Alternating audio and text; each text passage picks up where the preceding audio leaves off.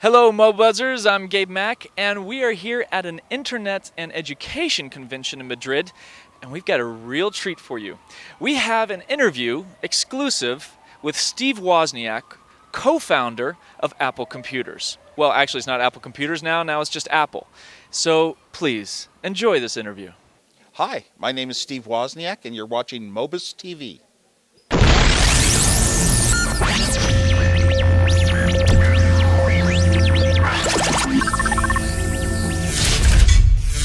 So, how do you like Spain? How do I like Spain? I have friends that have lived here and been visiting the last few years, and it's one of those hot spots in the world, you know, kind of like Prague, and then it was Spain, and excellent reports. I've never been here myself, so it's quite a thrill. So we're here at the conference for the internet and teaching, or education, and one of the questions I have for you is, what do you think are the barriers at the moment for technology in education? I have experience having taught young kids from 10 years old on up and teaching teachers for 8 years of my life. I didn't let the press in on it. And boy, the teacher training is so critical. Now, companies like Apple and others recognize that if you're going to sell a lot of computers into schools, maybe one per student, the school districts have got to have enough training for the teachers. And we talk about internet literacy. And the trouble is, a lot of times it'll be 1 day or 2 days of courses. I don't know, but I don't know if that's enough, because I used to teach teachers, and I would teach 200 hours a year, you know, over and over and over little aspects. Because if you bring the teachers' level up, they'll force the students to perform at that level that they know is possible. One thing I found was, one year I used a very simple computer that was more like a PDA with a keyboard, and the teacher understood it that year. They never sat in my classes the other years like the students did.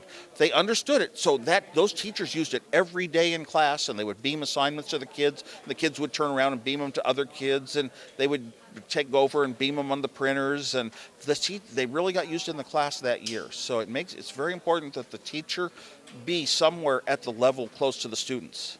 What device do you always carry around with you all the time? Yeah, my favorite device, probably a favorite gadget of my life too, is my laptop, and I have the high-end, bigger screen MacBook Pro, it's called, from Apple. Now, I carry an iPhone, but there's limits. You know, you sit there sometimes working on it and say, you know what, I'll wait a little while till I get near the good keyboard. My fingers are larger and I'm older. I like the big screen. I don't have to manipulate it around so much.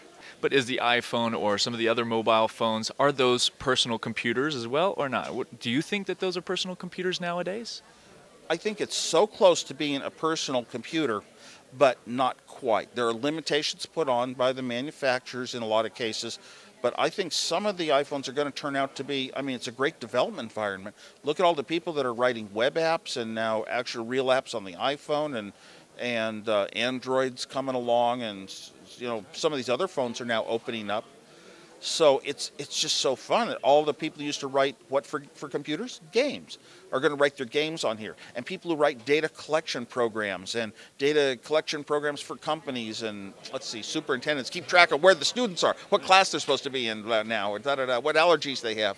So a lot of these little applications are going to fit the small devices very well. Yeah. You talked about gaming, and what for you is one of the most significant developments in the gaming industry in the last few years? Well, I started out in the computer design. The Apple II was like the whole start of computer gaming and led to a lot of it. But eventually I had my own children, and they were so much better at the modern games that I kind of stayed to the simple puzzle type games myself.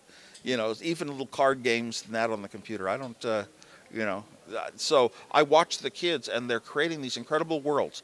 They put so much time and energy into it, and I used to create electronic things that I would, you know, work on for months and build and make something.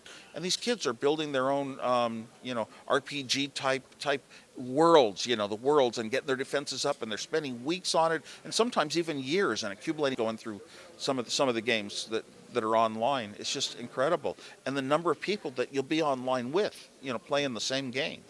Is that maybe a thing that this new generation is going to be able to accept more, is the virtual space and the virtual learning rather than the real learning? What do you see as far as that? Well, of course, now that we have the virtual space and the virtual learning, some of that's going to be taken, be used. I don't know if it's going to take over and become like close to 100%. I don't think that. I think there's room for other types of learning, just like there's room for other types of games too. But it's just possibility. It's one of the alternatives now. And you know what? Some people will learn better that way than they learn in the more realistic, non-virtual world. What if a computer could ever be programmed enough to be like a teacher? Well, one of the things is, like other people are starting to talk about this, but I've been talking for some time, recognize the student's facial expressions, know when to change the subject, know what tone of voice to use, that sort of thing that a human being does. We don't really have programs, so we've really not made very much progress in the areas of artificial intelligence, of a machine seeming to be like a human. Well, I think we'll never get there. I don't think we'll ever have a robot that can make a cup of coffee. I mean, walk into a house, and you could walk into my house and you could maybe make a cup of coffee. But I think that robot would have had to go through all the learning you've gone through in your life of how to hold things, how to search, what is a kitchen, what is a coffee machine. It's so many tasks that it's hard to imagine one person doing it, unless some young person, maybe 16 years old, decides it's going to be the goal of his life. And that might be the person that does it. Hey, Steve, thanks a lot. It's been a real pleasure, and if you don't mind, could I get a quick picture with you? Okay. Yeah? Okay. So, that was really great, that interview. Now, if you want to find out more about Steve Wozniak, or, you know, Woz or I Was, check out his new book, I Was. He talks about, you know, the early days at Apple, what he's up to, and it was really a great read. You can also check more about him at iwas.org or woz.org. I've been Gabe Mack. This is MoBuzz. Have a great weekend.